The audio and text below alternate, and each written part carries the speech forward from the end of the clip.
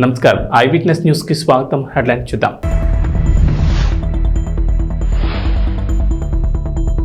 AP ప్రభుత్వం కీలక నిర్ణయం.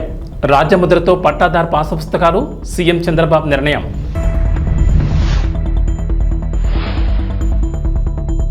తెలంగాణ రైతులకు గుడ్ న్యూస్. నేడు 2వ విడత రైతు రుణమాఫీ. 1,50,000 లోపు రుణాలు మాఫీ.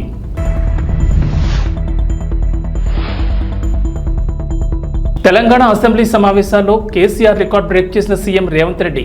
దాదాపు 17 గంటల పాటు సభ.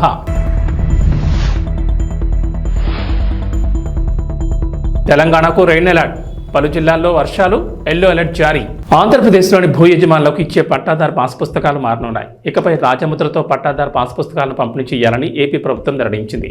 సీఎం నారా చంద్రబాబు నాయుడు సోమవారం సచివాలయంలో రెవెన్యూ శాఖపై సమీక్ష సమావేశం నిర్వహించారు. ఈ సమీక్షలో పలు కీలక నిర్ణయాలు తీసుకున్నారు. రాష్ట్ర వ్యాప్తంగా త్వరలో రాజముద్రతో పట్టాదారు పాస్ పుస్తకాలు ఇవ్వాలని చంద్రబాబు నిర్ణయం తీసుకున్నారు. గత వైసీపీ ప్రభుత్వం హయాంలో అప్పటి సీఎం వైఎస్ జగన్మోహన్ రెడ్డి ఫోటోతో పాస్ పుస్తకాలను ముద్రించారు. అయితే తాము అధికారంలోకి వస్తే రాజముద్రతో పాస్ పుస్తకాలు ఇస్తామని చంద్రబాబు హామీ ఇచ్చారు. ఈ నేపథ్యంలో హామీ ఇచ్చిన విధంగా రాజముద్రతో కొత్త పాస్ పుస్తకాలు ఇవ్వాలని ప్రభుత్వం నిర్ణయం తీసుకుంది. ఇప్పటికే రూపొందించిన ఓ పట్టాదారు పాస్ పుస్తకాన్ని సీఎం చంద్రబాబుకు రెవెన్యూ శాఖ అధికారులు చూపించారు. క్యూఆర్ కోడ్ స్కాన్ చేస్తే ఆస్తి వివరాలతో పాటుగా ఆ భూమికి ఎలా వెళ్లాలో దారి కూడా చూపేలా అధికారులు ఈ పట్టాదారు పాస్ పుస్తకాన్ని తయారు చేశారు. అలాగే రాజముద్రతో దీన్ని రూపొందించారు. దీనిపై చంద్రబాబు కూడా కొన్ని సలహాలు ఇచ్చినట్లు తెలిసింది. మరోవైపు చంద్రబాబు చేసిన సమీక్ష వివరాలను మంత్రి అనగాని సత్యప్రసాద్ మీడియాకు వెల్లడించారు. పాస్ పుస్తకాల్లో వైఎస్ జగన్ ఫోటో ఎందుకు వేశారో అర్థం కాలేదన్న మంత్రి ఇకపై రాజముద్రతో పాస్ పుస్తకాలు ఇస్తామని వెల్లడించారు. ఇక గుజరాత్లో ఉన్న ల్యాండ్ గ్రాబింగ్ యాక్ట్ మీద అధ్యయనం చేసి ప్రజలకు మేలు చేసేలా ఏపీలో ఆ చట్టాన్ని రూపొందిస్తామన్నారు.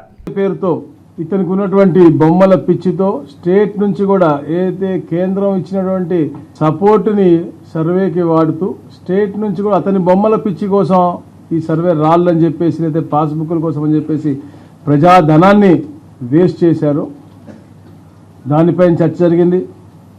ఏదైతే సరిహద్దు రాళ్ళు అతని పేరు మీద చెక్కించుకున్నాడో దాటిని మళ్ళా గ్రామ అభివృద్ధి కోసం ఉపయోగించే విధంగా ఎట్లా చేస్తే బాగుంటుందో, అలాగే ఈ యొక్క సర్వే మూలంగా వచ్చినటువంటి ఉత్పన్నమైనటువంటి ఇబ్బందులన్నిటి కూడా మళ్ళా గ్రామ సభలు పెట్టి అవన్నీ కూడా రెక్టిఫై చేసిన తర్వాతే మిగతా దగ్గర సర్వేలో ముందుకెళ్లే విధంగా ఈరోజు సూచనలు ఇచ్చారు. మొత్తంగా 77 లక్షల రాళ్ళు ఉన్నాయి. ఆ రాళ్ళని తీయాలంటే మళ్ళీ ఒక 15 కోట్లు ఖర్చు అవుతుంది. ఏదో పేరు తీయాలన్నా కూడా అసలు అతని పేరు ఎందుకు పెట్టుకున్నాడో అతనికి తెలియట్లేదు. అలాగే పాస్బుక్లు కూడా రాబోయే రోజుల్లో పట్టాదారు పాస్బుక్లు కూడా రాజముద్రతోనే, ఎందుకంటే అందరూ గర్వంగా గతంలో చూసేవాళ్ళు, చాలా గర్వంగా పెట్టుకునేవాళ్ళు. ఇతని యొక్క ఫోటో పిచ్చితో ఏదో ఉచితంగా ఇచ్చిన విధంగా ఇలా పెట్టిన పరిస్థితి మనం చూసాము. అయితే ఇప్పుడు నూతనమైనటువంటి పాస్బుక్లు దాంట్లో కూడా ఇలా క్యూఆర్ కోడ్ అన్నీ కూడా వచ్చి ఈ క్యూఆర్ కోడ్ వస్తే ఆటోమేటిక్గా అతని విస్తీర్ణం అతని సైజుతో పాటు ఎక్కడికైతే వెళ్ళాలో దారి కూడా చూపించే విధంగా ఈ యొక్క కొత్త పాస్బుక్లు కూడా రూపకల్పన చేస్తా ఉన్నారు. తెలంగాణలోని రైతులకు గుడ్ న్యూస్. కాంగ్రెస్ ప్రభుత్వం హామీ ఇచ్చిన విధంగా నేడు 2వ విడత రైతు రుణమాఫీ కానుంది. అసెంబ్లీ వేదికగా మధ్యాహ్నం 12 గంటలకు సీఎం రేవంత్ రెడ్డి 2వ విడత రైతు రుణమాఫీ చేయనున్నారు. ఈ నెల 18న తొలి విడతలో 1,00,000 లోపు రుణాలు మాఫీ చేసిన సంగతి తెలిసిందే. 1,00,000 లోపు రుణాలున్న దాదాపు 11.50 లక్షల మంది రైతుల ఖాతాల్లోకి 6,000 కోట్లకు పైగా నిధులు జమ చేశారు. జూలై 31లోగా 2వ విడత మాఫీ చేస్తామని రేవంత్ ప్రభుత్వం చెప్పిన విధంగా నేడు రుణమాఫీకి సిద్ధమైంది. 2వ విడతలో భాగంగా 1,00,000 నుంచి 1,50,000 వరకు రుణాలు తీసుకున్న రైతులకు లబ్ధి చేకూరనుంది. ఈ దఫాలో దాదాపు 7 లక్షల మంది రైతుల అకౌంట్లలో డబ్బులు జమ చేయనున్నారు. అందుకు 7,000 కోట్లు సిద్ధం చేసినట్లు అధికారులు వెల్లడించారు. అసెంబ్లీ ఆవరణలో 12 గంటలకు సీఎం రేవంత్ లాంఛనంగా 2వ విడత మాఫీ చేయనున్నారు. అందుకు అధికారులు ఏర్పాట్లు పూర్తి చేశారు. శాసనసభ ప్రాంగణంలో రాష్ట్ర ప్రభుత్వం 2 లక్షల రూపాయల రుణమాఫీ కార్యక్రమానికి సంబంధించి 2వ విడత రుణమాఫీ చేసే కార్యక్రమాన్ని ఇక్కడ ఏర్పాటు చేయటం చాలా సంతోషకరమైనటువంటి కార్యక్రమం. ఇది ప్రభుత్వానికి సంబంధించినంతవరకు తెలంగాణ అసెంబ్లీ సమావేశాలు వాడివేడిగా సాగుతున్నాయి. సోమవారం 5వ రోజు అధికార ప్రతిపక్షాల మధ్య సవాళ్లు ప్రతి సవాళ్లతో దద్దరిల్లింది సభ. ఉదయం 10 గంటలకు సమావేశాలు ప్రారంభం కాగా అసెంబ్లీలో పద్దులపై సుదీర్ఘంగా చర్చ కొనసాగింది. ప్రశ్నోత్తరాల కార్యక్రమాన్ని రద్దు చేసి బడ్జెట్ పద్దుపై చర్చించారు. 19 శాఖల పద్దులపై సోమవారం అసెంబ్లీలో చర్చ కొనసాగింది. సోమవారం ఉదయం 10 గంటలకు ప్రారంభమైన సభ మంగళవారం ఉదయం 3 గంటల 15 నిమిషాల వరకు సుదీర్ఘంగా కొనసాగింది. సాయంత్రం 4 గంటల 40 నిమిషాల నుంచి 5 గంటల 50 నిమిషాల వరకు టీ బ్రేక్ ఇచ్చారు. టీ బ్రేక్ అనంతరం అసెంబ్లీ మళ్లీ మొదలైంది. సుమారు 17 గంటలకు పైగా అసెంబ్లీ సమావేశాలు సాగాయి. దీంతో మాజీ సీఎం కేసీఆర్ రికార్డును ప్రస్తుత సీఎం రేవంత్ బ్రేక్ చేశారు. బీఆర్ఎస్ అధికారంలో ఉన్న సమయంలో అర్ధరాత్రి 2 గంటల వరకు సభ జరిగింది. అప్పట్లో అదే రికార్డ్. అయితే ఇప్పుడు ఆ రికార్డును రేవంత్ ప్రభుత్వం బ్రేక్ చేసింది. సోమవారం ఉదయం 10 గంటలకు ప్రారంభమైన సభ సాయంత్రం టీ బ్రేక్ తర్వాత మంగళవారం తెల్లవారుజామున 3 గంటల 15 నిమిషాల వరకు కొనసాగించారు. సీఎం రేవంత్ రెడ్డి, డిప్యూటీ మల్లు భట్టి విక్రమార్కలు ప్రసంగం, మంత్రి కోమటిరెడ్డి వర్సెస్ జగదీష్ రెడ్డి, మంత్రి సీతక్క వర్సెస్ కౌశిక్ రెడ్డి మధ్య మాటల యుద్ధం నడిచింది. బడ్జెట్ నిధులు, విద్యుత్ రంగంపై చర్చలు హాట్గా సాగాయి. 2400 మెగావాట్ల పవర్ ప్రాజెక్ట్ టెండర్ పిలిస్తే BHEL Korean company, BHEL company, ఇంకొక కంపెనీ టెండర్లో పార్టిసిపేట్ చేసింది అధ్యక్ష. జార్ఖండ్లో 18% లెస్. సేమ్ తెలంగాణలో ఏ తారీఖు నాడైతే అంచనా రేట్లకు తెలంగాణ ప్రభుత్వం బిహెచ్ఎల్కు కాంట్రాక్ట్ ఇచ్చిందో సేమ్ సమయంలో, నేను తారీఖు కూడా మీకు చెప్తా అధ్యక్ష, 2017 అధ్యక్ష, జూలై 18, 2017 సేమ్ సందర్భంలో జార్ఖండ్ ప్రభుత్వము క్లియర్గా 2400 మెగావాట్ల విద్యుత్తు ఉత్పత్తి చేసే టెండర్ పిలిస్తే, సూపర్ క్రిటికల్ టెండర్ మీద వాళ్ళు టెండర్ పిలిస్తే బిహెచ్ఎల్, దుసాన్ అనే కొరియన్ కంపెనీ, ఎల్ఎన్టీ కంపెనీ 3 టెండర్ల కాంపిటీషన్లో పాల్గొన్నాయి అధ్యక్ష. ఇదే బిహెచ్ఎల్ 18% లెస్ కోట్ చేసి ఆ వర్క్ తీసుకున్నది అధ్యక్ష. ఈరోజు టెండర్ జరిగితే బిహెచ్ఎల్ కాంపిటీట్ చేసి జార్ఖండ్ రాష్ట్రంలో 18% లెస్లా సూపర్ క్రిటికల్ 2400 మెగావాట్ల పవర్ ప్రాజెక్టు టెండర్ అక్కడ తగ్గించుకుంటే ఇక్కడ రేట్లకు వీళ్ళు ఒప్పందం చేశారు. అంటే 18% లెస్లో తెలంగాణలో వర్కులు చేయడానికి అవకాశం ఉన్న పవర్ ప్రాజెక్టును 4000 మెగావాట్ల విద్యుత్ పవర్ ప్రాజెక్టును బిహెచ్ఎల్కి అప్పచెప్పి ఏం చెప్పిండ్రు అధ్యక్ష? ఆ రోజు 2.5 సంవత్సరాలలో తెలంగాణలో విద్యుత్ ఉత్పత్తి చేసేది ఉన్నది కాబట్టి మేము బిహెచ్ఎల్కి ఇచ్చినామన్నారు. 9 ఏళ్ళు అయింది అధ్యక్ష టెండర్ ఇచ్చి. 9 ఏళ్ళు అయినా ఇంతవరకు ఉత్పత్తి మొదలు కాలేదు అధ్యక్ష. ఆనాడు 7 కోట్లకు పర్ మెగావాట్ విద్యుత్ ఉత్పత్తి చేస్తామని ఒప్పందం చేస్తే ఇవాళ 10 కోట్ల రూపాయలకు పెరిగింది అధ్యక్ష అంచనా. కొన్ని వేల కోట్ల రూపాయల కుంభకోణం జరిగింది. కుంభకోణానికి కారణం అక్కడ మాట్లాడేటైనా వాళ్ళ గురువు గారు దోపిడీకి ఏ విధంగా మొత్తం రాష్ట్రాన్ని జొర్రేయచ్చో, ఏ విధంగా దోసుకోవచ్చో వీళ్ళు చేసిన ప్రయత్నాలను, అది జార్ఖండ్ ఛత్తీస్గఢ్ నుంచి పవర్ పర్చేజ్ అగ్రిమెంట్లో జరిగిందేంది, యాదాద్రి భద్రాద్రిలో సబ్ క్రిటికల్ టెక్నాలజీ, గుజరాత్కు సంబంధించిన ఇండియా బుల్ అనే కంపెనీ సబ్ క్రిటికల్ టెక్నాలజీతోని 1000 మెగావాట్స్కు పర్చేజ్ అగ్రిమెంట్ ఇచ్చింది అధ్యక్ష బిహెచ్ఎల్కు. ఆ తర్వాత 2011లో కేంద్ర ప్రభుత్వం ఒక యాక్ట్ తీసుకొచ్చింది, పార్లమెంటులో అమెండ్ చేసి 2013 సంవత్సరం లోపల దేశంలో ఉన్న అన్ని సబ్ క్రిటికల్ టెక్నాలజీ పవర్ ప్రాజెక్టులను అన్నిటిని కూడా సూపర్ క్రిటికల్కు మార్చుకోవాలి. కొత్తగా నిర్మాణం చేయబోయే ప్రాజెక్టులు కూడా super critical technology. Sub critical technology అంటే నేను సింపుల్గా చెప్పదలుచుకున్నా అధ్యక్ష, సబ్ క్రిటికల్లో నువ్వు బొగ్గు పోసి ఉత్పత్తి చేస్తే బూడిద బొచ్చడు వస్తుంది, విద్యుత్ తక్కువ వస్తుంది అధ్యక్ష, కాలుష్యం ఎక్కువ వస్తుంది అధ్యక్ష. సో కాలుష్యాన్ని నియంత్రించడానికి, విద్యుత్ ఉత్పత్తి సామర్థ్యాన్ని పెంచడానికి, బూడిదను తగ్గించడానికి ఆ కాలం చెల్లిన సబ్ క్రిటికల్ టెక్నాలజీని ఆపేసి సూపర్ క్రిటికల్లో బూడిద తక్కువ, విద్యుత్ ఎక్కువ, కాలుష్యం నియంత్రించవచ్చు అని సూపర్ క్రిటికల్కి వెళ్ళమని మన్మోహన్ సింగ్ గారు కేంద్ర ప్రభుత్వం చట్టం తీసుకొచ్చింది. చట్టం తీసుకొచ్చి కట్ ఆఫ్ డేట్ కూడా ఇచ్చింది. 2011లో చట్టాన్ని చేసినప్పుడు 2013 ఆఖరి వరకు ఇవన్నీ కూడా మార్చాలి కొత్త అని. ఈ పీరియడ్లో ఇండియా బుల్స్ అనే గుజరాత్ కంపెనీ బిహెచ్ఎల్కి పర్చేజ్ ఆర్డర్ ఇచ్చి కొనుగోలు చేసినాక యాక్ట్ మారింది. యాక్ట్ మారినాక వాళ్ళు అక్కడ ప్రారంభించలేకపోయారు, అది అక్కడ ఉండిపోయింది.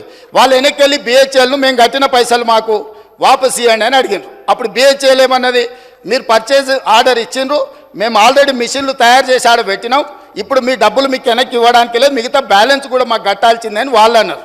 అప్పుడు బిహెచ్ఎల్ని ఏం చేయాలంటే, ఎవడైనా తలమాసినోడు ఎవడైనా రాష్ట్రాన్ని దిగమింగటోడు దొరికితే బక్రాగాన్ని తీసుకొచ్చి మాకు అప్పచెప్పు, ఆ బక్రాగాన్ని నెత్తి మీద ఇవన్నీ పెడతాం, నువ్వు నీ పైసలు తీసుకొని పోని. అప్పుడు ఆ బక్రా ఎవరైనా అంటే అక్కడ మాట్లాడతాయన అయిండు. కమిషన్ల కక్కుర్తి పడి ఇండియా బుల్ నుంచి 1000 కోట్లు మెక్కి కాలం జల్లిన సబ్ క్రిటికల్ టెక్నాలజీని BHEL నుంచి మేము కొనుగోలు చేస్తామని వీళ్ళు వెళ్ళి ఒప్పందాలు చేసుకున్నాక వీళ్ళు పేమెంట్లు BHEL చేస్తే BHEL వాడు ఇండియా బుల్స్ గుజరాత్ కంపెనీకి పైసలు వాపసు ఇచ్చింది అధ్యక్ష. అంటే ఇండియా బుల్స్కు వీళ్ళకు మధ్యలో జరిగిన ఒప్పందం, జరిగిన అవినీతి లావాదేవీలు, చీకటి వ్యాపారాలు, దాంట్లో భాగంగానే ఇండియా బుల్స్ కంపెనీని బెయిల్ అవుట్ చేయడానికి వీళ్ళు BHEL దగ్గరకు పోయి కాలం జల్లిన టెక్నాలజీని నామినేషన్ బేసిస్ మీద BHELకి ఇచ్చి తెచ్చిండ్రు అధ్యక్ష. ఏపీలో ఇంటర్ విద్యార్థులకు ప్రభుత్వం శుభవార్త చెప్పింది. ప్రభుత్వ జూనియర్ కాలేజీలో చదువుతున్న ఇంటర్మీడియట్ విద్యార్థులకు ఉచిత పుస్తకాలు, బ్యాగుల పంపిణీకి అధికారులు ఏర్పాట్లు చేశారు. మొత్తం 1,08,619 మంది ఫస్ట్ ఇయర్, 92,134 మంది సెకండ్ ఇయర్ విద్యార్థులకు ఈ పుస్తకాలు అందజేయనున్నారు. ఒక్కో విద్యార్థికి 12 నోట్ పుస్తకాలతో పాటుగా సంబంధిత గ్రూప్ పాఠ్య పుస్తకాలు, బ్యాగ్ పంపిణీ చేయనున్నారు. ఇప్పటికే ఇవి జిల్లా కేంద్రాల నుంచి మండల కేంద్రాలకు చేరాయి. వీటిని త్వరలోనే విద్యార్థులకు పంపిణీ చేయనున్నారు.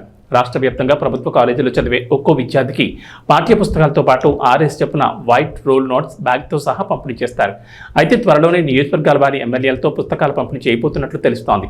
ఇంటర్మీడియట్ బుక్స్ బయట కొనుగోలు చేయాలంటే ఖర్చు అవుతోందని ప్రభుత్వ కాలేజీలో చదివే వారికి అది భారం అంటున్నారు. తమకు ఆర్థిక భారం లేకుండా ప్రభుత్వం ఉచితంగా పుస్తకాలు పంపిణీ చేస్తామని ప్రకటించడం సంతోషంగా ఉందంటున్నారు విద్యార్థులు. ప్రభుత్వ నిర్ణయంపై హర్షం వ్యక్తం చేశారు. జనసేన పార్టీ సరికొత్త రికార్డు నమోదు చేసింది. ఈ నెల 18న సభ్యత్వ నమోదు ప్రారంభం కాగా ఇప్పటి వరకు 10 లక్షల సభ్యత్వాలు నమోదయ్యాయని నేతలు తెలిపారు.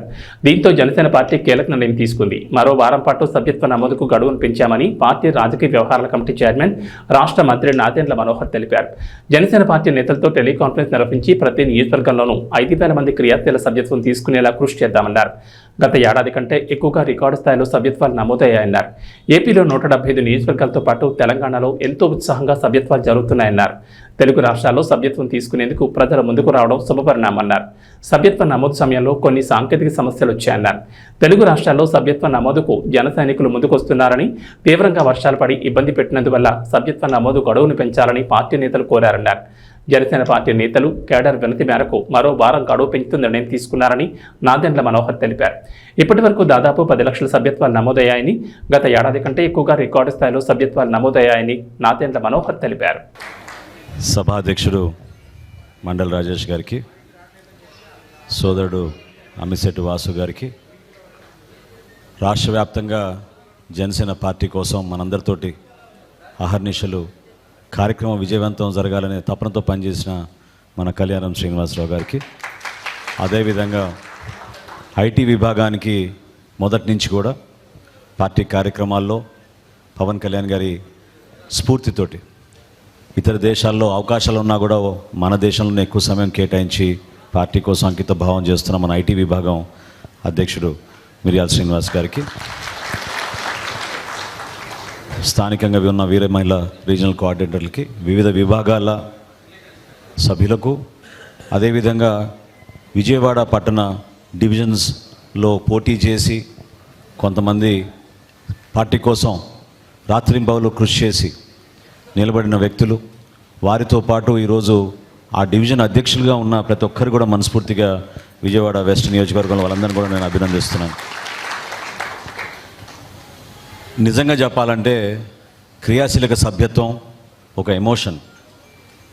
పార్టీతో మనం ఒక కుటుంబ సభ్యులుగా పవన్ కళ్యాణ్ గారు చేస్తున్న ప్రయాణంలో మన అడుగుజాడలు కూడా ఉండాలని, ఆయన చేసిన కృషిలో కొంతవరకు మనం ఏదో విధంగా భాగస్వాములు అవ్వాలని తపనతోటి రాష్ట్ర వ్యాప్తంగా ఎంతోమంది జన సైనికులు వీర మహిళలు నిల్చున్నారు. మొదటి సంవత్సరంలో ఆ రోజు కరోనా తీవ్రంగా ఉన్నప్పుడు 1,00,000 సభ్యత్వం చేయగలిగాం 2021లో. 2022 వచ్చే వరకు సుమారు 3,50,000 సభ్యత్వం చేయగలిగాం. గత సంవత్సరం 2023లో అది 6,47,000కి మనం రాష్ట్ర వ్యాప్తంగా తీసుకెళ్ళగలిగాం. భారతదేశంలో ఈ రోజుకి కూడా ఏ రాజకీయ పార్టీ తన సభ్యులను ఒక కుటుంబ సభ్యులుగా భావించుకుని వాళ్ళకి రక్షణే కాకుండా ధైర్యం నింపే విధంగా, వాళ్ళకి ఒక మనస్ఫూర్తిగా వాళ్ళకి ఒక అవకాశం, ఒక వేదిక అద్భుతమైన భవిష్యత్తు ఉందనే ఒక నమ్మకంతో వచ్చిన వాళ్ళందరినీ కూడా గౌరవించుకోవాలనే ఆలోచనతో మన పార్టీ అధ్యక్షులు పవన్ కళ్యాణ్ గారు ఈ క్రియాశీలక సభ్యత్వం ఆ రోజు ప్రారంభించాం.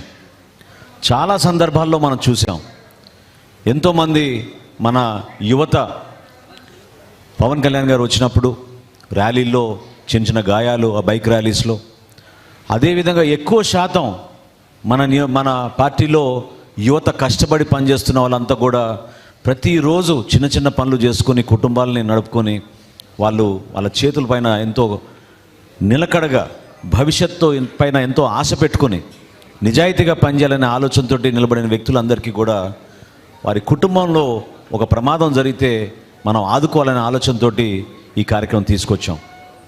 500 రూపాయలు కట్టి సభ్యత్వం తీసుకుంటున్నారంటే మీరు నిజంగా ఆశ్చర్యపోతారు. ఎటువంటి వ్యక్తులకి ఈ 3 సంవత్సరాల్లో దాదాపు మనం 20 కోట్ల రూపాయలు మనం ఇచ్చాం.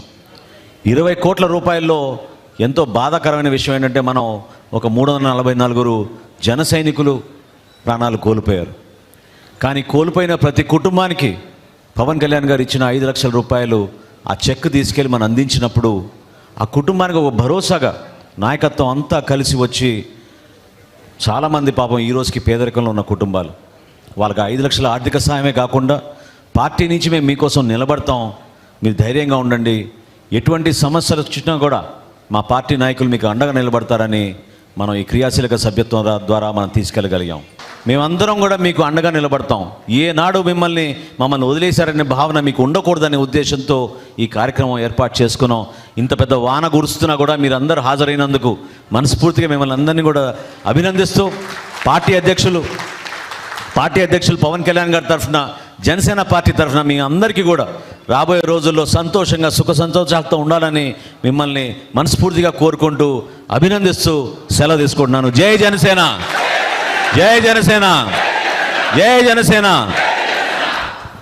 తిరుమలకు వెళ్లే శ్రీవారి భక్తులు స్వామివారి దర్శనానికి ముందు శ్రీవారి పుష్కరిణిలో స్నానం చేయడం ఆనవాయితీ. తలనీలాలు సమర్పించిన భక్తులతో పాటుగా ఇతర భక్తులు కూడా కోనేటిలో స్నానం చేసి శ్రీవారిని దర్శించుకుంటూ ఉంటారు. అయితే ఆగస్టు 1వ తేదీ నుంచి నెల రోజుల పాటు మీకు ఆ భాగ్యం దక్కకపోవచ్చు. తిరుమల శ్రీవారి ఆలయం వద్ద ఉన్న పుష్కరిణిని ఆగస్టు 1 నుంచి 31వ తేదీ వరకు మూసివేయనున్నారు. ఈ నెల రోజుల పాటు శ్రీవారి భక్తులకు కోనేటిలో స్నానం చేసేందుకు వీలుండదు. ఈ విషయాన్ని టీటీడీ ఒక ప్రకటనలో తెలిపింది. శ్రీవారి పుష్కరిణిలో ఉన్న నీటిని పూర్తిగా తొలగించి పైపు లైన్ల మరమ్మతులు, సివిల్ పనులు చేసేందుకు నెల రోజుల పాటు పుష్కరిణి మూసివేయనున్నట్లు టీటీడీ ఒక ప్రకటనలో తెలిపింది. ఈ నేపథ్యంలో నెల రోజులు పుష్కరిణి హారతి కార్యక్రమం ఉండదని తెలిపింది. శ్రీవారి పుష్కరిణిలో నీటిని నిల్వ చేయరు. ఈ నీటిని శుద్ధి చేసి మళ్లీ ఉపయోగించుకునేందుకు రీసైక్లింగ్ వ్యవస్థను సైతం ఏర్పాటు చేసుకున్నారు. ఇక నిరంతరంగా నీటిని శుద్ధి చేస్తూ వినియోగిస్తూ ఉంటారు. అయితే శ్రీవారి వార్షిక బ్రహ్మోత్సవాల సందర్భంగా నెల రోజులు కోనేటిని మూసివేసి మరమ్మతులు చేపడుతూ ఉంటారు. ఇందులో భాగంగా మొదటి 10 రోజులు కోనేటిలో నీటిని తొలగిస్తారు. ఆ తర్వాత 10 రోజుల పాటు మరమ్మతులు చేపడతారు. ఆఖరి 10 రోజుల్లో నీటిని నింపే కార్యక్రమం ఉంటుంది. ఈ మొత్తం పనులను టీటీడీ వాటర్ వర్క్స్ విభాగం చేపడుతూ ఉంటుంది. పులులను వేటాడితే తాట తీస్తామంటూ AP deputy CM Pawan Kalyan హెచ్చరించారు. అంతర్జాతీయ పులుల దినోత్సవం సందర్భంగా నిర్వహించిన కార్యక్రమంలో పవన్ కళ్యాణ్ పాల్గొన్నారు. ఈ సందర్భంగా మాట్లాడిన పవన్ కళ్యాణ్ పులుల సంఖ్య పెంచే దిశగా సంరక్షణ ప్రణాళికలు సిద్ధం చేయాలని అధికారులను ఆదేశించారు. టైగర్ రిజర్వ్ పరిధిలో పులుల సంరక్షణకు ప్రత్యేక చర్యలు తీసుకోవాలని స్పష్టం చేశారు. పులులను కాపాడితే అవే అడవులను రక్షిస్తాయని, పచ్చదనం పెరిగితే పర్యావరణ సమతుల్యం ఉంటుందని పవన్ అన్నారు. మన్ కీ బాత్ కార్యక్రమంలో నల్లమలలో టైగర్ ట్రాకర్స్గా చెంచుల గురించి ప్రధానమంత్రి మోడీ ప్రస్తావించడం సంతోషకరమని పవన్ అన్నారు.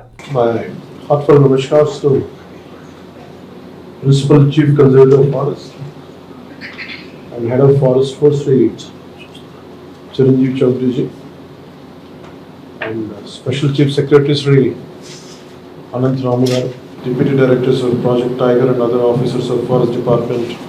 My heartfelt namaskars to you all. And my special namaskars to Dr. Mr. Imran Siddiqui from Hyderabad Tiger Conservation Society and to Sri B. Rajshekhar from World Wildlife Fund and Sri Rakesh Kalma, wildlife biologist and rescue tiger. Wounded tiger చేస్తే దాన్ని నలిగిపోయి దాన్ని ఎన్స్నేడ్ దాన్ని మళ్ళీ తీసుకొచ్చి దానికి బాగు చేసి పంపిస్తే అది ఎంత గుండె కదిలించేసిందంటే మన విజువల్ చూస్తూ ఉంటే ఒక తెలియని ఒక గుండెల్లో ఒక ఉద్వేగపూరితంగా అనిపించింది చాలా.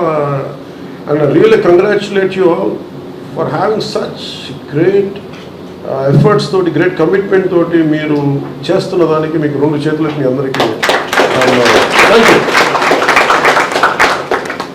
సో ఎనీథింగ్ నేను మీకు చేయగలిగి, అలాగే మీరు మేజర్లీ నాకు ఉన్నది just want say add few points from department from my side.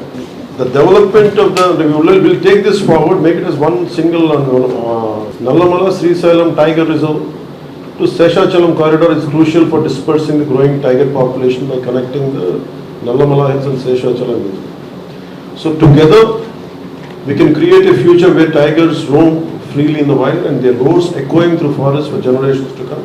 We are committed to that and we are committed for that and we will take it forward.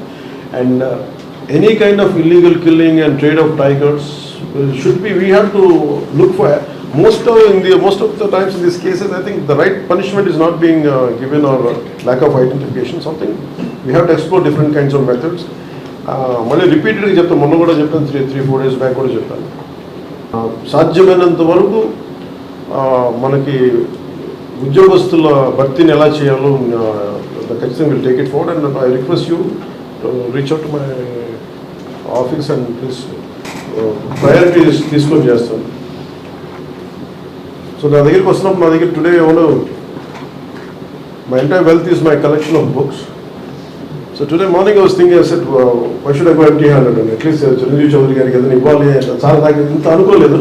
But I was searching for many books, but I could come out with only this particular book. I had just one. The rest of the books were in Hyderabad. The Secret Network of Nature and Peter Wolben, one of the Forest Commission officer in Germany. So he wrote a trilogy, more books రాస్తున్నట్టు నాకు ఇది one of the book ఉండిపోయింది. So I want to gift it to Chiranjeev Chaudhary గారు. So I will end with this poem by ఇది చిన్నప్పుడు నాకు చాలా ఇష్టం. when I was growing up in Time Stops at Shamli అని Night Train at Dioli అని. So one of our officers, IFS, Sri Shivaram garu, he gave me this poem today. You are the quiet men who do not boast, and this is in the context of to the Indian foresters, maybe IFS officials like you, and anyone who's making the forests of India thrive. You are the quiet men who do not boast, to the Indian foresters. You are the quiet men who do not boast, although you have done much more than most, to make this land a sea of green, from here to far Cape Comorin. Without some help to nature's thrust, our land would be a bowl of dust. For land which has no forest wealth must suffer in its natural health, as herbs and plants all need green cover before they help the sick recover. And we need trees to hold together, beasts and birds of every feather, and leaves so that the air stays sweet. All this and more is no mean feat. Dear foresters, you have not toiled for fame or favor. Yours has been a love of labor. Our thanks instead of desert sand, you have given us this green and growing land. And thanks to Ruskin Bond. And my love for Ruskin Bond about like he could see the erosion of land, killing of animals. I think that's what made him to do it. I think it's nice to remember him. And thank you, sir, for giving me this opportunity.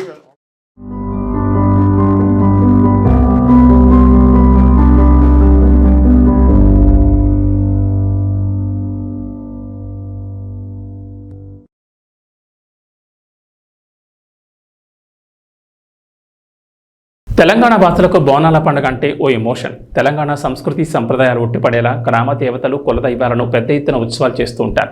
ఆషాఢ మాసం సందర్భంగా తెలంగాణ వ్యాప్తంగా ఈ బోనాల సంబరాలను వైభవంగా నిర్వహిస్తున్నారు. ముఖ్యంగా హైదరాబాద్లో అయితే గోల్కొండ బోనాల నుంచి మొదలు పెడితే మహంకాళి బోనాలు, లాల్ దర్వాజా బోనాలను అట్టహాసంగా నిర్వహిస్తారు. ఈ క్రమంలోనే ఈరోజు పాత బస్తీలో ఘనంగా నిర్వహించిన లాల్ దర్వాజా బోనాల సందర్భంగా వేడుకల్లో పాల్గొన్న గోషామహల్ బీజేపీ ఎమ్మెల్యే రాజాసింగ్ మరోసారి సంచలన వ్యాఖ్యలు చేశారు. బోనాల పండుగ అంటే చాలామంది యువత తాగడం, ఎగరడం మాత్రమే అనుకుంటున్నారని, బోనాల పండుగ అంటే అది కాదన్నారు రాజాసింగ్. బోనాల పండుగ అంటే మన ధర్మం, సంస్కృతి అని చెప్పుకొచ్చారు. మన సంస్కృతిని కాపాడడం మన అందరి బాధ్యత అని యువతకు ఈ పండుగ ప్రాముఖ్యతను వివరించాలని సూచించారు. కొంతమంది మాత్రం బోనాల పండుగ అంటే తాగే పండుగని ప్రొజెక్ట్ చేస్తున్నారంటూ అసహనం వ్యక్తం చేశారు. ప్రజలంతా సుఖశాంతులతో ఉండాలని, పంటలు సమృద్ధిగా పండాలని, అమ్మవారికి మొక్కులు చెల్లించుకుంటారని వివరించారు. బోనాల పండుగలో హిందూ భక్తులు తమ కుటుంబం బాగుండాలని మేకలు, గొర్రెలను అమ్మవారికి సమర్పిస్తారని రాజాసింగ్ వివరించారు. అయితే ఆ మేకను బలిచ్చేవాళ్ళు ముస్లింలై ఉంటారని చెప్పుకొచ్చారు. హిందువుల్లో కూడా కొంతమంది మేకలను కోసేవాళ్ళు ఉంటారని, వారిని పిలిపించి కోపించుకోవాలని సూచించారు. ఎందుకంటే ముస్లిం వాళ్ళతో కోయిస్తే వాళ్ళ అల్లాకి సమర్పించేటట్లు ఫాతియా చదివి హలాల్ చేసుకొస్తారని, దాంతో అది ఎంగిల్ అవుతుందని తెలిపారు. అమ్మవారికి ఎంగిల్ చేసిందని బలి ఇవ్వకూడదని, హలాల్ని బహిష్కరణ చేయాలంటూ రాజా సింగ్ పిలుపునిచ్చారు.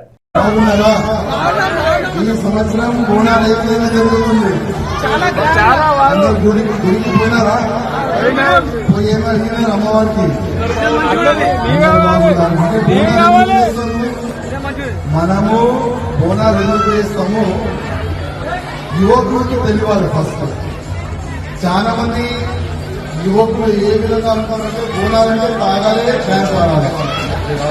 అది కాదండి. ఇది మన ధర్మం, ఇది మన సంస్కృతి. మన ధర్మాన్ని, మన సంస్కృతిని కాపాడే బాధ్యత మన అందరూ ఉంటుందా లేదా? మనం ఎందుకు కదా మన సంస్కృతిని కాపాడే మన అందరినీ బాధ్యత. కానీ కొంతమంది మన ధర్మాన్ని, మన సంస్కృతిని, మన బోనాల పండుగకి తాగే పండుగ అని ఆ విధంగా ప్రజెంట్ చేస్తున్నది కాదు. బోనాలంటే మనం అమ్మవారికి మొక్కుతాం, మనం పూజ చేస్తాం.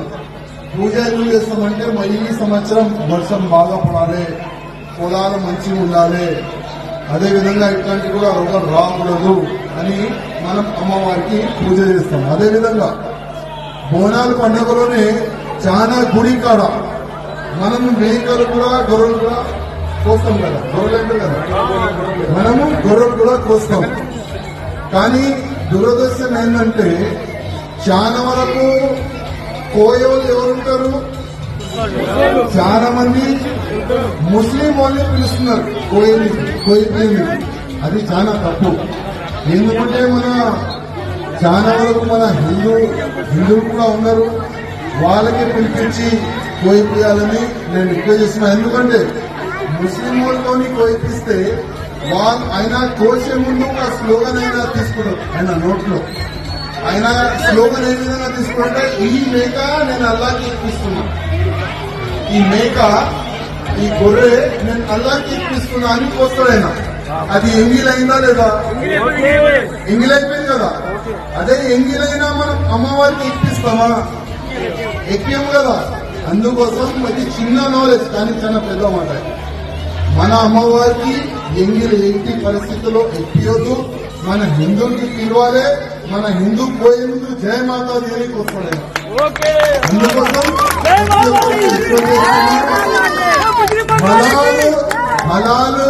హలాలుని మనము బ్యాన్ చేయాలి. మన హిందువులతోనే మనం పూజ గాని, ఈ మేకలు గాని, గొర్రెలు గాని వాళ్ళతోనే కోయిపియాలని నేను అందరికీ దండం పెట్టి రిక్వెస్ట్ చేస్తున్నాను. జయ మాతాది.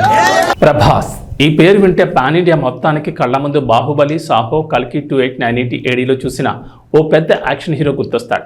కానీ టాలీవుడ్ ఆడియన్స్ మాత్రం వీటితో పాటు డార్లింగ్, మిర్చి, మిస్టర్ పర్ఫెక్ట్లో చూసిన ఓ చిలిపి క్లాస్ వింటేజ్ హీరో గుర్తొస్తాడు. అలాంటి ప్రభాస్ను మళ్ళీ ఇక చూడలేమేమో అని భయపడిన ఫ్యాన్స్కి రాజాసాబ్ గ్లిమ్స్తో ఊపిరి పీల్చుకునేలా చేశాడు డైరెక్టర్ మారుతి. ఏ ముహూర్తాన ప్రభాస్ బాహుబలి సినిమాకు ఓకే చెప్పాడు కానీ అప్పటి నుంచి కత్తులు, కటార్లు, తుపాకీలు, బాంబులు తప్ప డార్లింగ్ చేతిలో మరొకటి కనిపించలేదు. ఇది ఎంతోమంది ప్రభాస్ ఫ్యాన్స్ మనసులో ఉండిపోయిన మాట. పాన్ ఇండియా సినిమాలు కదా, ఆ మాత్రం యాక్షన్ లేకపోతే ఎట్టా అనుకుని ప్రభాస్ ఫ్యాన్స్ అంతా వీటికి అలవాటు పడిపోయారు. ఇక సలార్ చిత్రంలో ప్రభాస్ తలాలు నరుకుతుంటే కాలర్ ఎగరేసి తిరిగారు అభిమానులు. కానీ ఎక్కడో మనసులో చిన్న వెలుతుండిపోయింది. తమ అభిమాన హీరో ప్రభాస్ను మళ్ళీ డార్లింగ్ లుక్లో చూడలేమేమో అంటూ ఫ్యాన్స్ చాలా బెంగ పెట్టుకున్నారు. దీన్ని కల్కి 2898 ADలో కొంతవరకు తీర్చాడు డైరెక్టర్ నాగాశ్విన్. పేరుకి ఫుల్ ఆన్ యాక్షన్ సినిమా అయినప్పటికీ ఇందులో ప్రభాస్ క్యారెక్టర్ మాత్రం చాలా లైట్ హార్టెడ్గా ఉంటుంది. దీంతో చాలా రోజుల తర్వాత ప్రభాస్ క్యారెక్టర్ నవ్వులు పంచడం చూశారు అభిమానులు.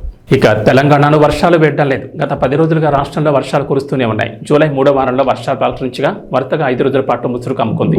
ఆ తర్వాత కూడా భారీ వర్షాలు కురిశాయి. దీంతో రాష్ట్రంలోని వాగులు, వంకలు పొంగి పొర్లుతున్నాయి. చెరువులు, జలాశయాలు నిండుకుండల్లా మారాయి. ప్రాజెక్టులు జలకళను సంతరించుకున్నాయి. ఈ నేపథ్యంలో రాష్ట్రానికి హైదరాబాద్ వాతావరణ కేంద్ర అధికారులు మరోసారి వర్షం హెచ్చరికలు జారీ చేశారు. ఇవాళ కొన్ని జిల్లాల్లో తేలికపాటి నుంచి మోస్తరు వర్షాలు కురుస్తాయని అధికారులు వెల్లడించారు.